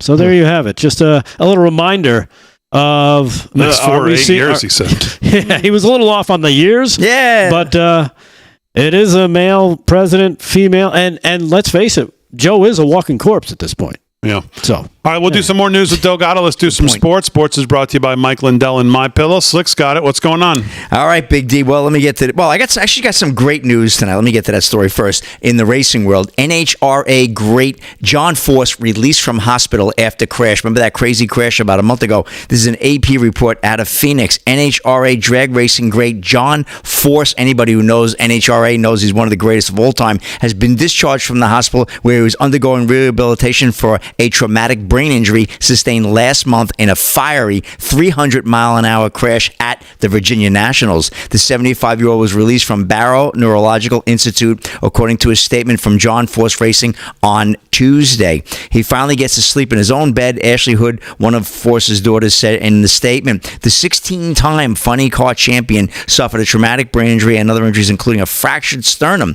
in the crash during the first round of funny car eliminations in June. Force's car had a catastrophic engine failure at the finish line while with the vehicle going across the center line and slamming into the left concrete guard wall, then careening back across into the right wall. Force will work with therapists specializing in traumatic brain injuries on an outpatient basis in California. In 2007, at age 58, Force was seriously injured in a racing crash in Ennis, Texas. He has continued to race at the highest level, earning his second win of the season and record 157th NHR victory in New Hampshire. So amazing. But Force's daughter, Brittany, is a two-time drag racing Force world champion as well, Brittany Force. So good news for John. We hope he gets better. It's got a long road for recovery, but good to see he's out of the hospital, out of the rehab, and on the road to somewhat of a recovery. Imagine 75 years old, still rocking it at 300 miles an hour.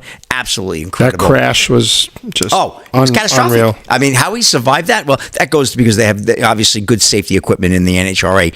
I got a Keith Olbermann story where he tells Major League Baseball to confiscate the St. Louis Cardinals franchise after accusing them of Trump-inspired celebration after a home run over the weekend. I will get into that story a little light on time, but the St. Louis Cardinals deny that their players engaged in a Trump-inspired home run celebration on Sunday, but good luck telling that to Keith Olbermann. He's calling for the confiscation of the entire franchise because he feels they gave the old Trump fist pump after a game-winning home run. I got something. I got a fist bump for you there, Keith. Yeah, kind of goes a little bit like this. At least he doesn't need a checkup from the neck up or anything. That's a wrap. All right, 13 past the hour, live from Studio 6B. More to come. Got it. Can I do that?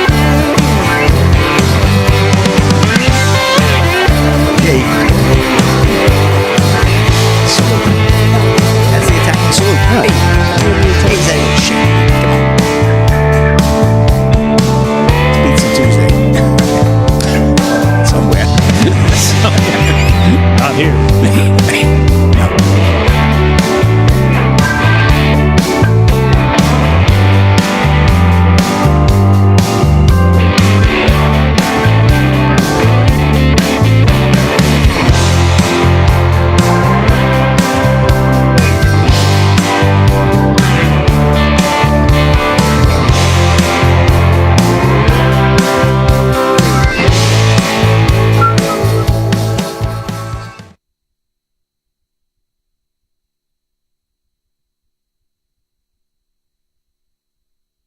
We're live in the chat. Howdy do? I should jump over to the other chats. No.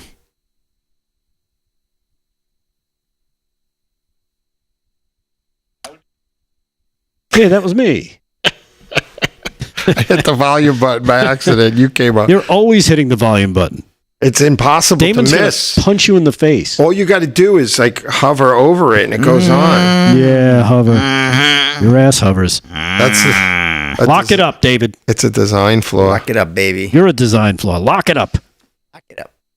Locked and bloated. You lock it up. Locked and bloated.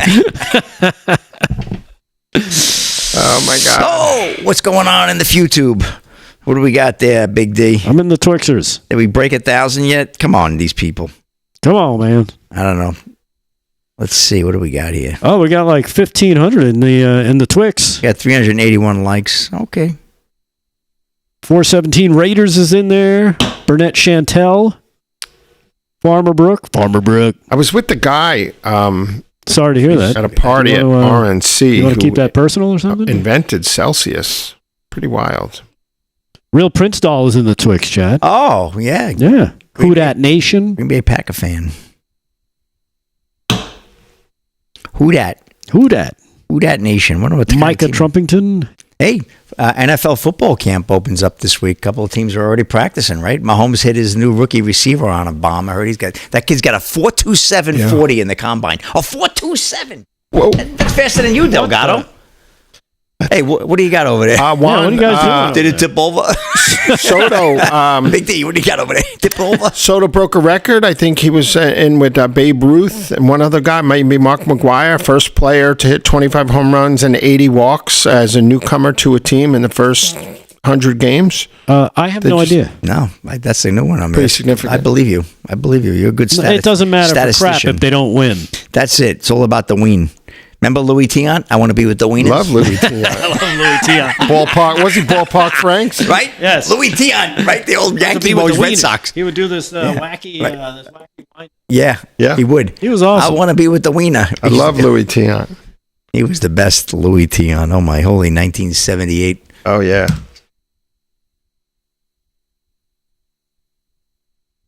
Oscar Mayer Wiener. I saw Jody Giglio today. Did you? Where'd you see her?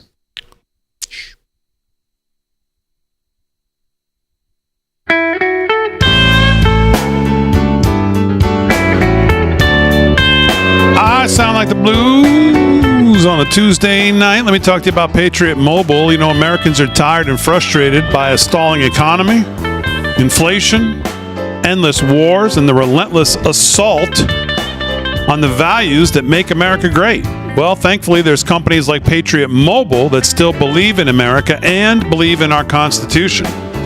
Patriot Mobile is a proud supporter of RAV, and they're proud to partner with them. They're on the front lines fighting for the First and Second Amendments, the sanctity of life, and supporting our military and first responder heroes. Support conservative causes and put America first with every call that you make, all while getting the same nationwide coverage as the major providers. Patriot Mobile has all 3 networks, and that's why they can back their service with a coverage guarantee. Their 100% U.S.-based customer service team will help you find the best plan for your needs. Keep your number, keep your phone, or you can upgrade. How do you do all this? Well, you go to patriotmobile.com/RAV. Go to patriotmobile.com/RAV or call 972-PATRIOT, 972-PATRIOT. Get a free month when you use the offer code RAV today. Free month when you use offer code RAV today. Don't be fooled by other providers pretending to share your values. Join us in supporting the only one that actually lives by them. That's Patriot Mobile. Go to patriotmobile.com/RAV or call 972-PATRIOT. Get a free month today when you use offer code RAV. All right, live from Studio 6B on a Tuesday, Andy Mangione will join us here in a little bit. from Amex. Speaking of great sponsors and great patriots, we'll talk to him about what's going on. But let's do some more sports and hear what that is. Slick Rick Ammirati. Sports brought to you by Mike Lindell and My Pillow. Slick, what's going on? All right, we'll move off that Keith Olbermann story, but let's talk about this, Big D. First Lady, Paris bound for Olympics to lead American delegation. Simon Kent of Breitbart. President Joe Biden might have stood down from the 2024 race for the White House, but that doesn't mean First Lady Jill Biden is giving up on any of her gilded diplomatic ambitions carried out in his name. Far from it. She will still lead the American delegation at the opening ceremony of the Olympic Games in Paris. I wonder if she brought Corinne Jean-Pierre for translation later this weekend. I got to talk. She might be helpful, actually. Well, the good doctor, Big D, is in attendance now. It will repeat her efforts at the last Olympic Games in Tokyo, where she also attended solo. Rumors had been swirling that Jill, 73, could pull out or be replaced by Vice President Kamala Harris, now the presumptive Democratic nominee, Time magazine reports. A White House statement published late on Monday, Biden announced the full presidential delegation who will be present at Friday's ceremony, with Jill firmly ensconced at the top. Led by the First Lady, the presidential delegation will include U.S. Ambassador to France and Monaco, Denise Campbell Bauer, Senators Chris Coons of Delaware and Alex Padilla of California, and Los Angeles Mayor Karen Bass. Also in attendance will be Casey Wasserman, chairperson of the LA 2028 Olympic and Paralympic Games. That's right, it's coming to LA in 4 years. Brian Boitano, remember him? Three-time Olympian, Olympian and Olympic gold medalist. And Dawn Staley, head coach of the women's basketball team and Olympic gold medalist. Oh, yeah, she was very happy about Kamala earlier today. Meanwhile, Harris's husband, second gentleman, Douglas Emhoff, will lead the delegation at the closing ceremony on August 11th. Oh, so we'll have him to look forward to for the close, Big D. So, yeah, Dr. Jill, the good doctor, in the house for the Olympics there. So I'm sure we'll get some great sound bites out of that one. And supposedly the U.S. Olympic swim team were clapping and going, Dr. Jill, Dr. Jill. The good doctor in the house. Well, they should drown out those thoughts, but that's another story. I got one more. I'm good. What do we got here? Yeah, pop on time? Or my? You go. Well, this is not a good story. 13-year-old basketball player stomps on opponent's head in wild scene during game. I don't have the video of this, but the game between the Bay Area's Tumbapco United and Peyton's Place turned ugly on Sunday. Scott Thompson of Fox News. Police are investigating after a 13-year-old basketball player allegedly stomped on an opponent's head on the court at a Bay Area game. Things turned ugly in a game between Tumbapco United, a Filipino American youth basketball team, and Peyton's Place, another Bay Area team, Sunday at the College of Alameda. On an inbound pass, the son of Ava and Roderick Gungab caught the ball and was looking to push it up court when a player from Peyton's Place ran up to steal the ball away. A scuffle for the ball ensued after the young Gungab hit the hardwood. It's normal to see two basketball players wrestling for the ball to determine possession, but when another player from Peyton's Place came over during the scuffle, he stomped on Gungapo's head while he was on the ground. The referee, who had already blown his whistle when Gungab hit the floor, immediately grabbed the player who stomped on Gungab's head, breaking things up before it got even uglier. But really, just an ugly scene, Big D. I mean, what is going on? I mean, it was so obviously intentional. I mean, I don't know what was going on, if they knew this kid and they had planned this. Yeah. But I mean, it looked absolutely so. It was hard to watch. It looked so intentional. It was disturbing. Yeah, the mother said he suffered a concussion. Thankfully, that's all. That's all. Yeah, he didn't end up with an injury like the great John Forcia that I reported on earlier. It could have been really serious neurological issues. And that's a wrap in sports, Big D. Sorry on a down note there, but I'll bounce it back to you. All right, Slick. Very good. We'll do some more sports a little later. Let's do some news with David Zier, the host of Breaking Point, 8 a.m. Saturday mornings. Mr. Zier, what's going on? Well, Florida has some incredible population statistics. I think they just reached 23 million people. Their population has increased from like 17 million to 23 million people since 2000. 359,000 new residents last year. And over the past 10 years, wonder why. 375 annually. And, their spending is about half of New York. They have about 4 million people more than New York, but their annual spending is about half of New York because they're more responsible. And it's an attractive place to go. And you don't have income taxes. And Let's go. They protect your house in a foreclosure. It's a homestead state. You can carry a gun. I mean, there's a lot of things about it. Right? Oh, yeah. So you have like what's that word that we use? I think it's called freedom. Yeah, exactly. Yes. Well, exactly. And also, Slick, I just wanted to point out, Juan Soto broke some records with the New York Yankees, only second to Mark McGwire and Babe Ruth in history to join a team, the first 100 games with a team to hit 25 home runs and I think 80 walks. His numbers have been incredible. He's been a powerhouse here. And Delgado, the Yankee fan, says they got to win. He doesn't care. I don't really care about numbers. Win. He wants a win. I know.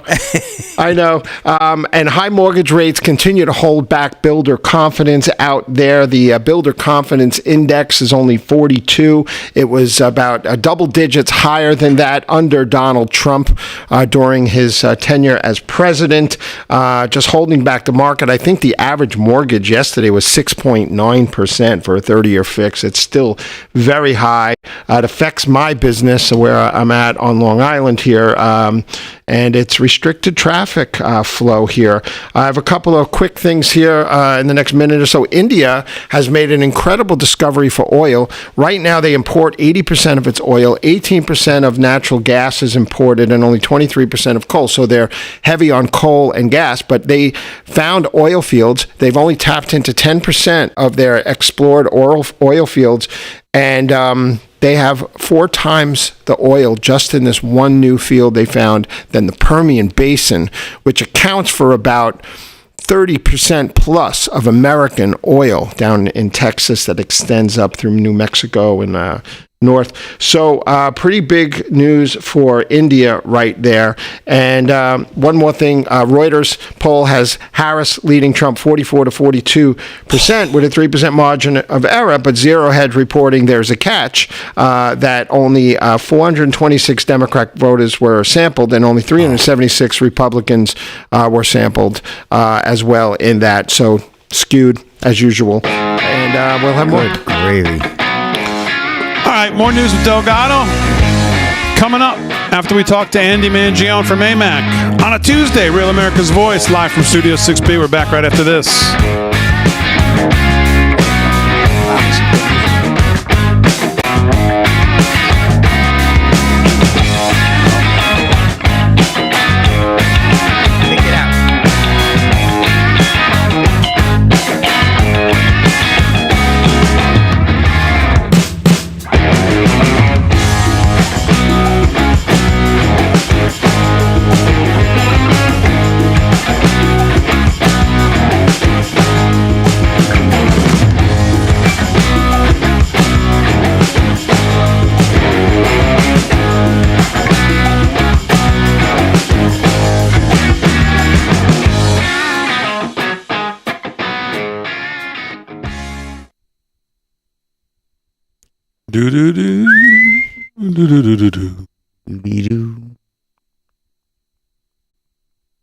David Zier always looks so nice. Someone on who's that on YouTube? Angry Cells says. David Zier. Thank you. How are you? In the room. That's his mom.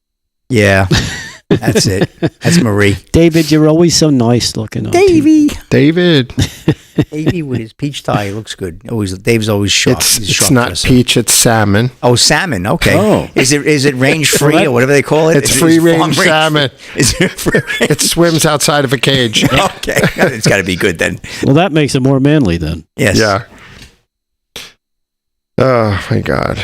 Can't write this stuff. No, you can't. Actually, I did. Here, I wrote that. You got any grape juice, Rick? No. David is a class act. The rest of you are slobs. Really? Nice. That was David writing that. Signed, David Zier. Don't get excited. I just came from the office. I told Zier to lose the tie and jacket. I will. Making us fit in here, would you please? Nah, he's coming from work. You know, just kidding. Handsome Smitty, what's up? Black boxers? Oof. How did you know? Wow. Okay, that's a nut package. That's a nut package and a half. Yeah. Drag Blacker says he can't hear me. Oh, he can hear me. Okay, I thought you said he can't. Drag Blacker says David Zier the Pinko. Thanks. Hope you didn't mean I'm a commie. All right, let me get ready. Is that Kevin Downey? And people have been asking for Kevin. Damon needs to take a night off, I told him, and Kevin will come in. Yeah. He gave you a run for his money with his shoes. He was He's great. got some fun shoes. I love him. He's a good guy. It's great. They love him on the show. Yes, they do. I haven't seen him in a while. He's still talking to you, Delgado? Yeah.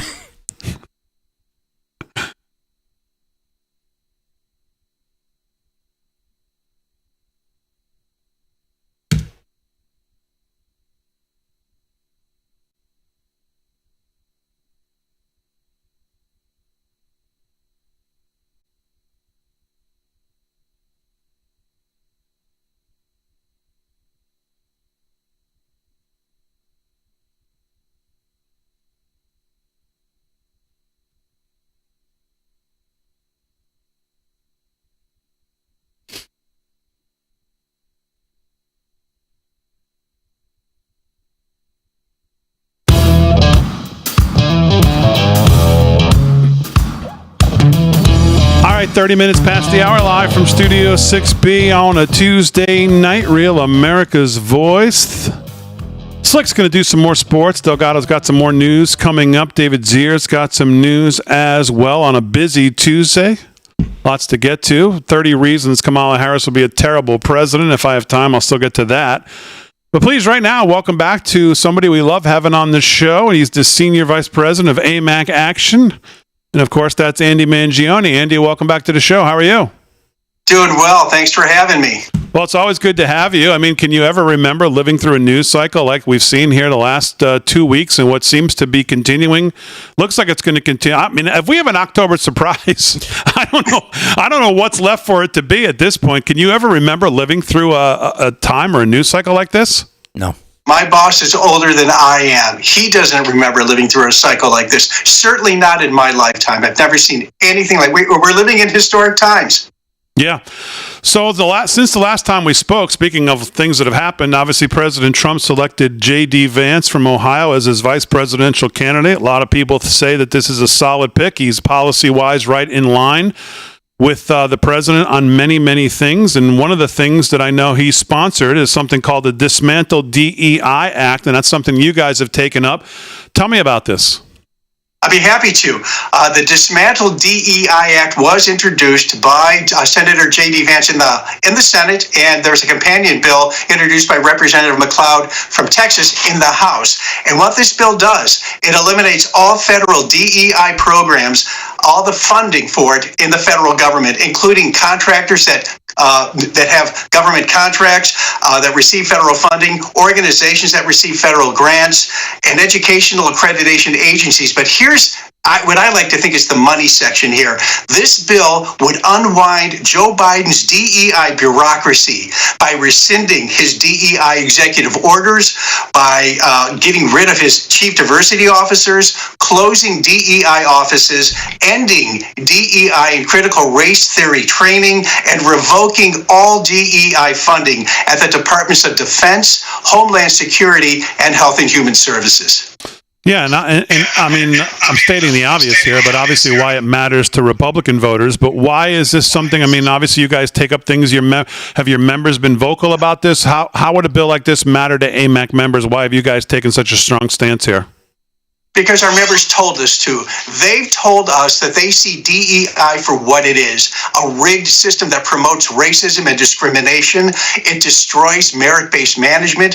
They recognize DEI as decreasing diversity of thought, excluding anyone who disagrees with this ideology and denying fairness to those who oppose it. And they're also acutely aware of the influence DEI has in the federal government, its negative influence in particular on our military academies. Heck, they even recognize that Vice President Kamala Harris is a diversity hire. Yeah, we see it there. We see it in the press briefing room every day with the spokesman idiot that she is, and we have most recently seen it now in the Secret Service director and what she just went through. She just resigned. You know, she's sitting in there, and she has one job to protect to protect these. And she's in there talking about she needs 30% of this hires to be women and the black and the lesbian and this, that. I mean, and we see it all over, and there seems to be no accountability for any of it. What kind of support does a bill like this have right now? Well, right now we've got Senate heavyweights like Marsha Blackburn, Rick Scott, Marco Rubio, and Josh Hawley among the co-sponsors. So this bill is building momentum. It's got some pretty heavyweight senators behind it. You know, as we head into this election, you see Trump, and I mean, whether you agree with him moving some things to the center on abortion and other things, he's kind of trying to play the political line. He knows that it's hard to get elected when you're taking a position of as some states have. But he says, listen, it's back to the states. It feels like a position that Republicans are starting to win on. Is DEI and kind of the woke mind virus, is that starting to wane? Is that another thing that the right and conservatives are starting to win on? I think so. Look at the private sector, for example. We're seeing companies like John Deere no longer funding pride parades and walking away from pronoun usage and hiring quotas. You see Tractor Supply, another organization that's distancing itself from DEI. And according to the New York Post, other companies such as Tesla, DoorDash, Lyft, and Wayfair have downsized their DEI teams, and reportedly Microsoft has fired its DEI team. So I think you're beginning to see it wane. Yeah. Andy Mangione, Senior Vice President over at AMAG Action. They're doing great work. Always a pleasure to have you on, Andy. Thanks so much. Thank you. My pleasure. AMAC.us/Studio6B. Check them out. AMAC.us/Studio6B. Become an AMAC member. Nothing more important you could do. They do great work. Patriots over there. And I mean, the deal they offer, it's the most ridiculous thing I've ever heard. AMAC.us/Studio6B. Head over there and show AMAC the support of this audience, which I know you have, by the way, and I know you do consistently. And if you haven't, check that out. AMAC.us/Studio6B is the place to go. Always great stuff. With Andy, they've taken up great work. Yeah, definitely taking up good, big topics, and they're effective. That's the best part. Can't wait till they overtake AARP. Bunch of libs. Yeah. All right, what are we doing? Let's do some news. 36 past the hour. Rick Delgado's got it. What's going on? All right. Well, turnabout is fair play as the Trump team files FEC complaint over transfer of Biden's $91 million to the Harris campaign. You were just talking about this last night. Yes, we were. They're calling it a brazen money grab, and how do you like me now? You want a little court action? We got some court action coming from former President Trump and his campaign as they filed this FEC complaint accusing President Trump and Vice President Harris of violating campaign finance laws. The campaign says the complaint, first reported by the New York Times, relates to the Biden campaign rolling its funds over to the Harris campaign after the president dropped out of the race on Sunday. In the filing, which was obtained by Fox News, the Trump campaign argued that Harris is seeking to perpetrate a $91.5 million heist of Joe Biden's leftover campaign cash. David Warrington, who serves as general counsel, called the act brazen money grab that would constitute the single largest excessive contribution and biggest violation in the history of the Federal Election Campaign Act of 1971. Kamala Harris is in the process of committing the largest campaign finance violation in American history, and she's using the commission's own forms to do it, the filing concluded. The commission must not and cannot sit idly by while one candidate takes nearly $100 million from the authorized committee of another, a clear violation of the act and the will of the donors who gave the money in the first place. So there you have it. Let's play some court games. The left likes to do it. Turnabout is fair play.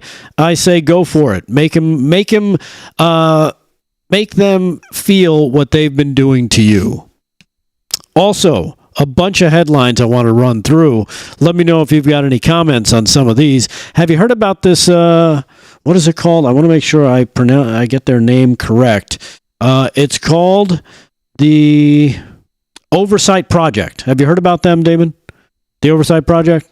I've heard about the Oversight Committee. The Oversight Project is a Heritage group that's run by the Heritage Campaign, and they have revealed that the cell phone that has been used by Trump would-be assassin Thomas Matthew Crooks has a cell phone that's associated with was pinged by the FBI. Was pinged by the FBI near the FBI office in Washington, D.C. The details remain elusive for now, but they say they found the assassin's connections through an in-depth analysis of mobile phone ad data to track movements of Crooks and his associates, the watchdog group posted yesterday. For those that are tracking this type of data, we identified devices that were located at Crook's home, at his work over the past year. There were at least 9 devices linked to these ADIDs. The Oversight Project wrote on X, we're willing to cooperate with legitimate investigations and share further information, which means they have more than just this. For the protection of whistleblowers and our investigation, we will not be sharing further information with the Congressional Task Force due to connective tissue between the entity and the FBI, Secret Service, and other entities. For those that are tracking this type of data, we identified devices that are located at Crook's home, at his work, over the past year, and again, 9 different devices linked to Thomas Crook and these locations. There's also, I'm seeing here, posted by a bunch of people, Patrick Webb being one of them, newly acquired cell phone data reveals that individual visited that D.C. building near the FBI office, that this phone also had pictures of Fannie Willis. Did you hear about this too? Yeah, I heard that. I didn't know what to make of that.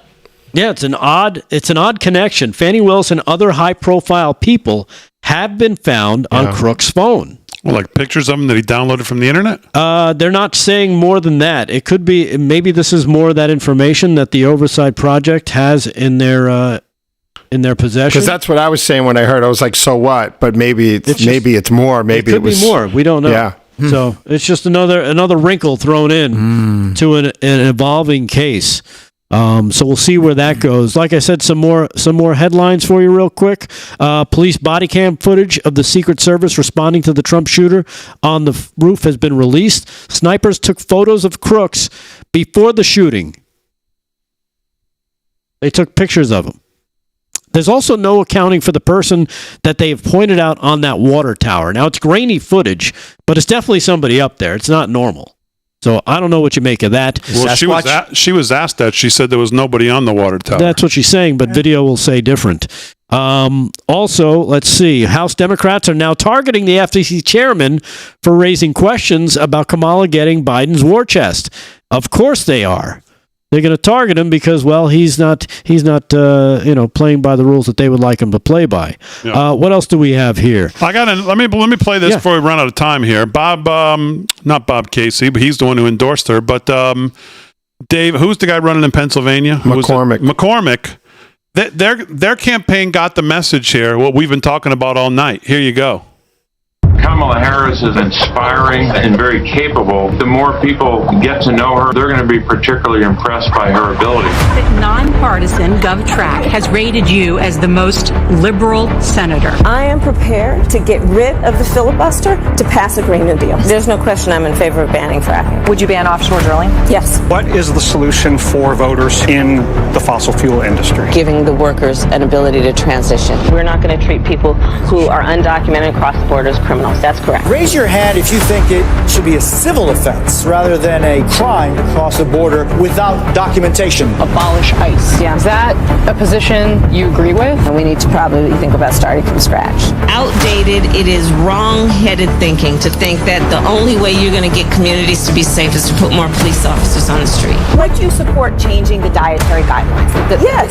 The food pyramid. What people yes. To reduce red meat specifically. Yes. People who are convicted in prison, like the Boston Marathon bomber, on death row, people who are convicted of sexual assault, they should be able to vote? I think we should have that conversation. We have to have a buyback program, and I support a mandatory buyback program. So for people out there who like their insurance, they don't get to keep it. Let's eliminate all of that. Let's move on.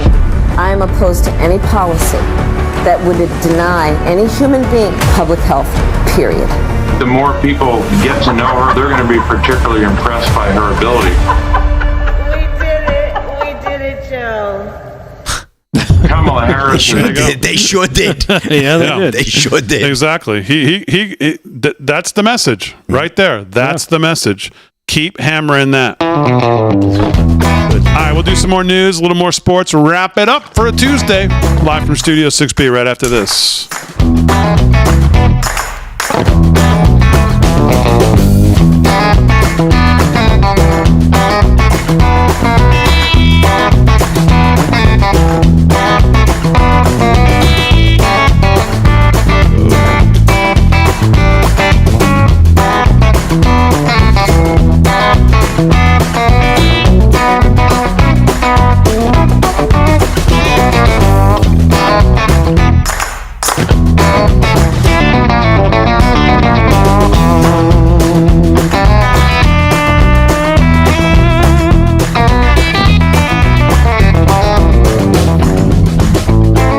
Robert Chinchilla in the YouTube says, I'm voting for Camel Toe. You know what her campaign song is going to be? Toe in the line.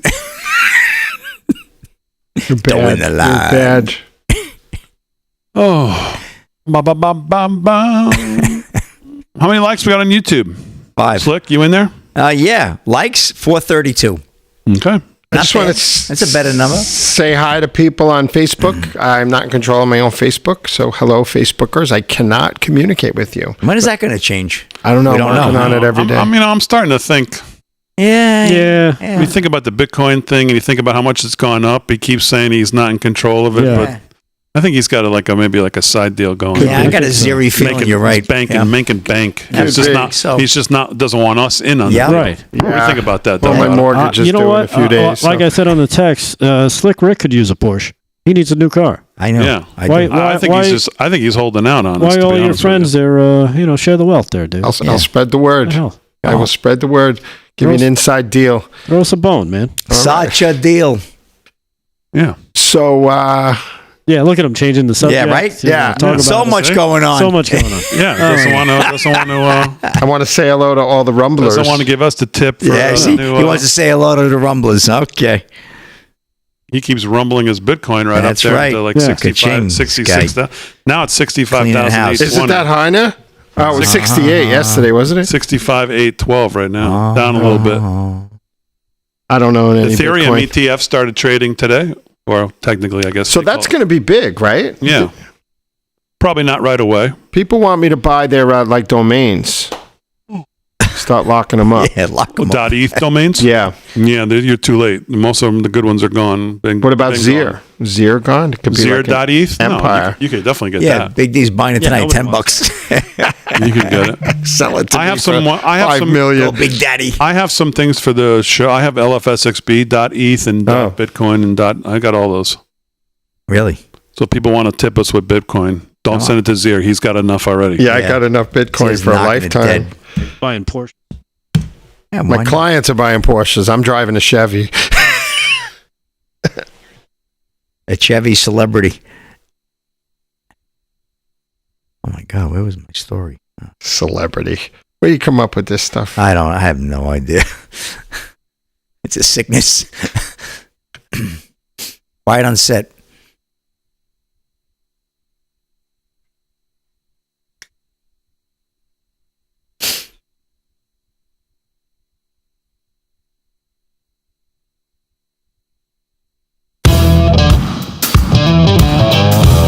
All right, 13 to the hour, live from Studio 6B. Will in the YouTube chat says Bitcoin needs to get above 73 to break out of, those would be range highs where it needs to get back to. And of course, with the Fed thinking about cutting rates, although the last time the Fed cut rates, we had kind of one final flush before we kind of moved. So I'm not jumping up for joy over rate cuts in September yet, but listen, Trump's going to speak at the Bitcoin. I know 80% of the audience doesn't care about this, but Trump's going to speak at it's going to matter to him in the election. Trump's going to speak at the Bitcoin conference going on in Nashville, I believe, this week. I think Saturday night, he's the keynote speaker. If he's sticking to that, I believe that's the word. By the way, on a side note, one of the other words is that Kamala Harris's team reached out to see if she could attend. So somebody's clearly got the message that you might not want to be leading from behind to this voting block. Yeah. I don't know if that's true, but that's just a word I heard today that somebody from her team reached out to see if there was any availability for her to attend. I don't know that she will, but Trump's supposed to give the keynote on Saturday night.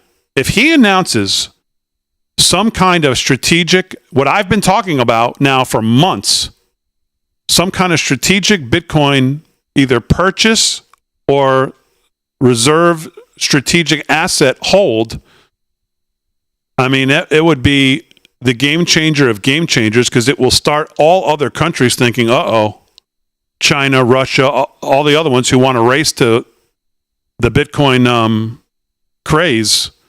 Well, we can't let them be in control of it. Well, he said he wants all Bitcoin mining to be done in the United States. So Saturday night will be very, very interesting to see what he says and how far he goes. So All right, let's do some more sports news before I wrap it up. Slick, you got sports? What's going on? Yeah, let's go to the scoreboard. Let's get to the Bronx. Mets and Yankees. Mets right now leading that Subway Series game 3-2, top of the 8th. And David Zia, I think Delgado's right. The great Juan Soto is 0 for 4 tonight. It's about the wins, not about the records. Zia jinxed him. History's out the window. So it's a 3-2. Bases loaded, 1 out for the Mets. And so we'll see if they can add to that score. Rays over the Blue Jays 4-2, top 9. Mid-8, no score. Phillies and Twins, good pitches duel there. Rangers over the White Sox 2-1, bottom 7. Top of the 2nd, no score in Wrigley after the rain delay between the Brewers and the Cubs.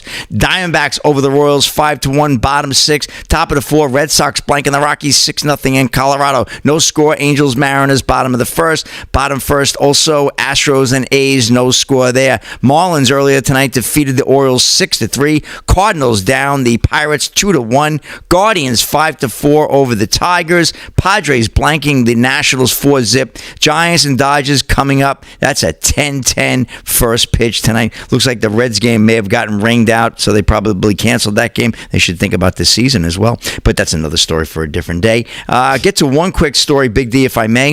Nick Saban receives odds for a Kamala Harris VP nomination. Alabama Democrats called upon Saban to enter the Senate race in Alabama back in January. Ryan Gatos of Fox News. Outkick founder Clay Travis weighs in on Kamala Harris's potentially earning the Democrat nomination for president after President Biden's withdrawal. Nick Saban for VP of the United States. One sportsbook is letting bettors wager on it. President Biden on Sunday announced he would not blah, blah, blah. But yeah, Big D, speculation immediately ran rampant about who Harris would pick as the vice president. Pennsylvania Governor Josh Shapiro, Kentucky Governor Andy Beshear, or North Carolina Governor Roy Cooper are among the names to run with Harris. BetOnline AG put forth another name, the legendary Alabama Crimson Tide football coach. The online sportsbook says there was a 250-1 shot Saban could be nominated. Saban's odds are as long as Oprah Winfrey. The sportsbook had another odds on George Clooney, 100-1. Michelle Obama, 28-1. Rick, woo, she's bringing it in there. Big Mike. Rounding the corner, Big Mike there. Saban, 72, abruptly retired from coaching college football in January after winning 7 national championships during his career. He is set to be an analyst on ESPN's College Game Day moving forward. There is no indication Big D Saban would step into the political arena. He endorsed Senator Joe Manchin from West Virginia when he ran for Senate as a Democrat in 2018. He called Manchin a friend in a political advertisement. So who knows? Could we see Goldstein? No, that's the that guy's got the temperament to do a lot of things, and politics is not one of them. Yeah, he's been off sticking with those Aflac commercials, Big D. Yeah, he's not always cracked up to be. And that's a wrap in sports. Back to you. All right, Slick, very good. David Zier, what you got left? I just want Juan Soto took 37 seconds around the bases and is one of 2 home runs the other day, which I think is a major league record this year. Tonight. He said it was hot. Are you managing this guy or something? Trying to get him a new contract? No, he's like, I'm criticizing it. He took, he's like trotted around the bases. Dude, it doesn't matter. If they don't win the game, it doesn't matter. They're losing. How long Come on, forget about it. Jesus Christmas. So what would this show be without a Maxine Waters clip here? Yeah. Did you know that Kamala is smarter than Donald Trump? Cut number 11. They're going to accuse her. They're going to call her names. They're going to do all kinds of things. That looks good. But she is not going to be intimidated. Yeah. She's smart. Yeah. She's tough. Sure. She knows how it all works now. She's worked at the White House. She's the vice president of the United States. And she's smarter than Trump. And so, if they come after her, she's going to get them. You know her. I mean, she was... Who knew? I didn't know that. And then cut number 12, Trump electing him will be an assault on women. We have a choice between an assault on women, an assault on their bodies and their freedoms, and the first female president. And I think women are going to drive the ship. And I was blown away. It's only 12 seconds, so yeah, get rid of him. I wanted to just report a New York Post story tonight. Thanks, Mom, by the way. She texted it to me. Because these businesses in New York City are suffering. NYC store owner fears business won't survive rampant shoplifting that has occurred. This guy's business here in Long Island City, with all that development going on in Long Island City, it was a re-emerging restaurants everywhere. Well, now it's the epicenter of illegal immigration in New York City. This guy's Queens store, Chris Siaco, lives within 13 blocks. There's 17 migrant shelters within 13 blocks of his business. $3,000 a month in theft by illegals. People cannot survive in New York City. And I just wanted to point out, everyone go to Jeffrey Tucker in the Epoch Times. He's got a great article about college graduates not being able to get jobs. And when he goes to stores and he interacts, like I always talk about being on the road, interacting with Uber drivers, they're all working 2 or 3 jobs, but they're like white collar people. And people are putting out, they start out with a dozen resumes, then 100 resumes. And then one kid in this article sent out 1,000 resumes before they're getting response for, white collar jobs. And, you spend 4 years in college, and then you're also losing work experience during that 4 years where you could have been working somewhere instead of going to college and building a career. It's really a great article here. It's also on Zero Hedge, the white collar job squeeze, or you could look it up on Epoch Times. Jeffrey Tucker, and I'll save the rest for tomorrow, Damon. All right, very good. Delgado, what do you got? All right, real quick. Kamala Harris's office has had a staggering 91.5% turnover rate since she became VP. An investigation from the government watchdog organization Open the Books revealed just yesterday, of the 47 staff members hired, only 4 remain employed with her as of March of 2024. Nobody likes Kamala. You'll find it out yourself, Democrats. Actually, Democrats already proved they didn't like Kamala when she ran for president. So we'll have that to look forward to. And this story from Bob Menendez of New Jersey.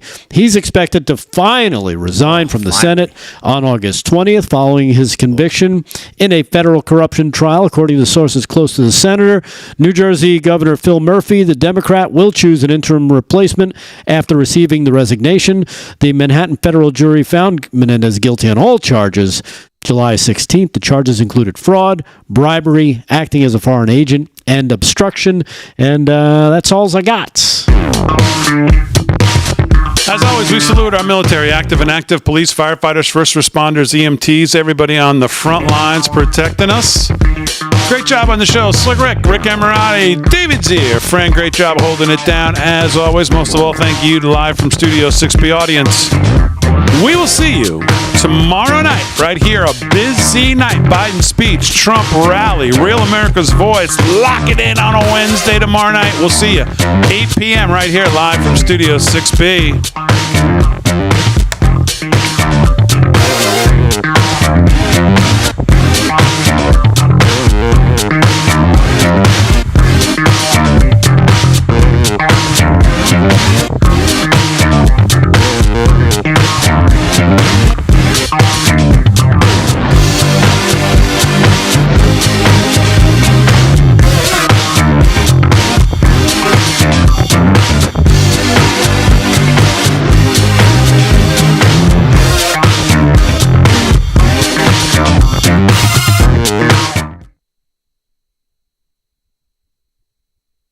Grown, floundering, right?